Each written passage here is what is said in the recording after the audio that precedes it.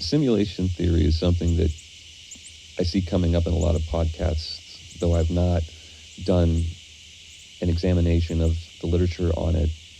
It does seem self-explanatory. A hypothesis that we live not in the reality that we suppose, but rather in a projection that's controlled by some machine in whose dream we exist. Kind of like a machine version of H.P. Lovecraft's blind idiot god Azathoth, in whose dream exists our reality. And what are we in any religion but the projection of some almighty's will, which may as well be a dream with a higher thread count than those we experience in sleeping. Whether reality is a projection of some machine or benevolent or malevolent god is not something we can discern from within the simulation. In Ronnie James Dio's song Rainbow in the Dark, he pens the line, "You're just a picture, you're an image caught in time." There are those who say the fourth dimension is not time. But what's apparent is that the face of the phenomenal world changes, and we call that time. But as we access it, it is only a thought. We believe in time because we have memories that corroborate the conditions of things that we remember being changed. But to Dio's point, you could take every salami slice of time we call the moment and form a sort of picture of yourself. And we, as awareness, can experience that picture only one frame at a time. We can recount the previous frames and speculate on what subsequent ones will be. But all we can experience is now and ideas about other moments. Everything but now is a thought that's derivative of experience. What we experience in reality is also just the projection of sense data into awareness. So regardless of whether what is perceived has its origins in a machine or a being that has the qualities of life but lives outside of our reality by virtue of projecting it, what's fundamentally us is the awareness that perceives it.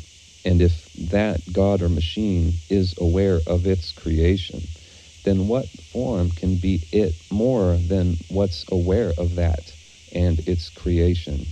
And in this sense, are we not created in the same image as that awareness? See, what we believe ourselves to be is what appears in the awareness we are. Now, what there is awareness of is just a projection into the dream world. We take ourselves to be the thing that generates that projection, when in fact we are what's aware of that projection. When we sleep and dream, we inhabit a projection that's generated by the subtle and gross forms we take ourselves to be. But the movements of those components are determined by the dreamer of the reality they inhabit. So even our dreams and thoughts are only derivative, as is our body, and all its provenance was determined by the dreamer, be it a machine or a deity. It has been theorized that awareness is an emergent property that arises from sufficient neural complexity, for example, in that of the human brain. And while it's certainly true that the complexity of the human brain allows for relational thinking and the conceptual self, the ability to have awareness is not an emergent property that stems from neural complexity, given that simple single-celled organisms and holons within larger biological systems exhibit an independent awareness and the ability to respond to conditions. There is data collection and decision based on an observing of the data in even a single-cell organism. So in both the human and the amoeba, there is an awareness, and the reaction to what appears in awareness is a function of the complexity of the organism. The amoeba projects some data into the space of awareness, and it is taken at face value and responded to. Without memory to cross-reference what's perceived, awareness believes what it first sees. This is evident in the geographic distribution of belief systems. People believe what they're exposed to at an early age. You have no choice but to be conditioned when you're born. And you don't get to choose what conditions you generally Although with the advent of screens that can show anything from around the world, geography is becoming less a factor, but the impressionability of human beings to conditioning remains. It's just that there are more potential sources of it. It has changed the battle of minds that has been going on for at least since the development of writing. The people in your society have been conditioned to operate as they have. In decades past, the media-driven component of that conditioning had its source in the hands of a very small number of people. So people of older generations in the West, like Gen X and earlier, have a commonality to the source of their conditioning that's no longer appearing. People are no longer just subject to that uniculture. I saw a video, I think it was Rick Beato, in which he was talking about the fact that because of the way music delivery has changed, and there's no gatekeeper limiting choices to a few big acts who garner all the eyeballs and ears, there's no concentration of audience. So it's like there's no common space, like no individual act, besides I guess a few super acts that exist now, are getting like the public space.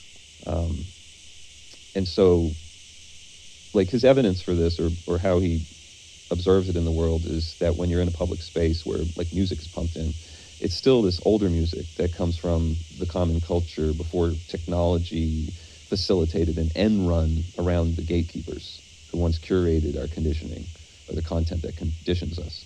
They curated it to their agenda, which is called the narrative, referenced in a previous video. So artists who would have in the past been completely precluded from a wider audience are getting their at-bat, but it's like everybody's getting that at-bat. And there's no like common culture, popular culture forming around that. And so still the forms of music that capture the widest audiences are from generations that whose music really should have been kind of sidelined a while ago. But there's nothing coming up to replace it because the audience is so spread thin. And of course, the response to this has been censorship. And despite that, there's this ongoing battle for the minds of the thing about music that Rick Beato described. It can be applied to every form of media. You don't have to conquer a civilization with weapons if you can get the inhabitants to all adopt your ideology, especially in their youth. If you can condition a large number of people to act as one man, they can do just about anything. This is evidenced in the ability of small but highly insular groups to improve their situation by sharing resources and hoarding opportunities. So, like the flash mob that social media facilitates, and its ability to allow a bunch of previously dispersed hooligans to come together and act as one man, that's like a microcosm of an insular people group who can use the technology of written tradition to unify themselves in a set of goals. It's just this happens so much more quickly now. The ability to organize people through social media creates just a huge range of possibilities. So there's that, and also it facilitates a greater ability to surveil people. And when people get used to having a particular tool, well, they have a hard time being without it. And so, for example, like the surveillance state, the people who benefit from it are going to get addicted to it. So it's going to persist. Just as differentials in technology can give advantage in combat between groups, different codes of ethics, if held by competing groups, will influence the outcome, particularly if one group can successfully misrepresent the principles by which it operates. This would be like when two parties enter into a treaty and only one of them acts in good faith. So the other misleads them into thinking they're in compliance with the agreement when they're not. They can secretly build an advantage against their naive adversary.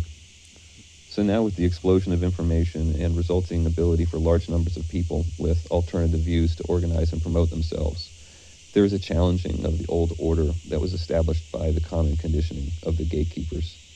Everything that was axiomatic in the old gatekeeper paradigm is being questioned. More people are having an opportunity to see the gap between the narrative and the reality. and this allows for a greater understanding of the power of conditioning. As long as there is identification with thought and form, there will be loyalty to what's perceived to be best for the self, represented by those things that appear in the awareness we are. So whenever you see a group of people claiming to be special by virtue of the flesh, by virtue of blood, by lineage, the whole belief system is predicated on the ignorance of body identification.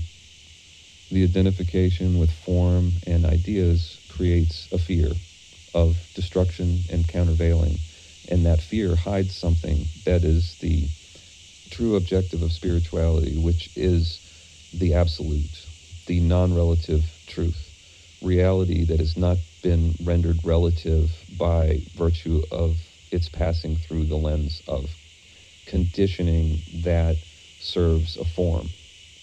There's another state of being apart from that ignorance that brings a sort of death, a dying unto oneself, a dying unto the identification, a dying unto the belief that one is a thing for which there should be fear. In that state, there are no others. And only you can discover the non-self nature of what you take yourself to be, even if it entails the departure from dualistic traditions that trap you in subject-object and the disturbance that it requires, which obscures the thing about this moment that's not a product of its particulars. Regardless of its mundanity or excitement, there is something appearing in this moment apart from the lens of conditioning that fills what is referred to as the God-shaped hole in a person. In that is the death of what in the individual motivates the human tragedies we see in the world. Earlier in this video, I referenced a deity in the H.P. Lovecraft universe, Azathoth, and I just thought I'd read the short story that he had published in 1938 of that name. And it begins, "When age fell upon the world, and wonder went out of the minds of men, when gray cities reared to smoky skies, tall towers grim and ugly, in whose shadow none might dream of the sun or of spring's flowering meads, when learning stripped earth of her mantle of beauty, and poets sang no more save of twisted phantoms seen with bleared and inward-looking eyes, when these things had come to pass, and childish hopes had gone away forever, there was a man who traveled out of life on a quest into the spaces whither the world's dreams had fled. Of that name and abode of this man but little is written, for they were of the waking world only. Yet it is said that both were obscure. It is enough to know that he dwelt in a city of high walls, where sterile twilight reigned, and that he toiled all day among shadow and turmoil, coming home at evening to a room whose one window opened not on the fields and groves, but on a dim court where other windows stared in dull despair. From that casement one might see only walls and windows, except sometimes when one leaned far out and peered aloft at the small stairs that passed.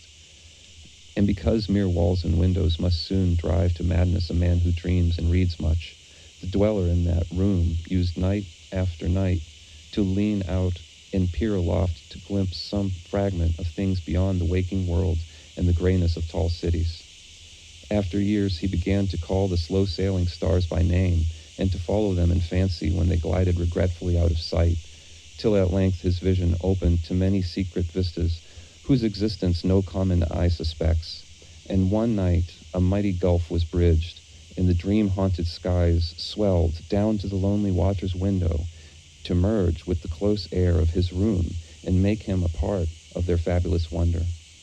There came to that room wild streams of violet midnight glittering with dust of gold, vortices of dust and fire swirling out of the ultimate spaces and heavy with perfumes from beyond the worlds.